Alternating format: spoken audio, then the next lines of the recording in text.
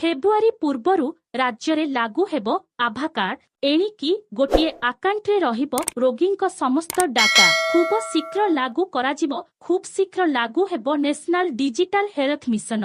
National health authority अधीन रे रहिबो एही कार्ड रो ना रहिबो आयुष्मान भारत हेल्थ अकाउंट बा आभा कार्ड। एही कार्ड आसीबा परे रोगींकु आउ प्रेस्क्रिप्शन धरी बुलिबा पई पड़िबो नाही। लोकसंख्या अनुसारे आभा अकाउंट रेजिस्ट्रेशन कराजिबो। एनै सूचना देइछंती स्वास्थ्य मंत्री मुकेश महालिंग।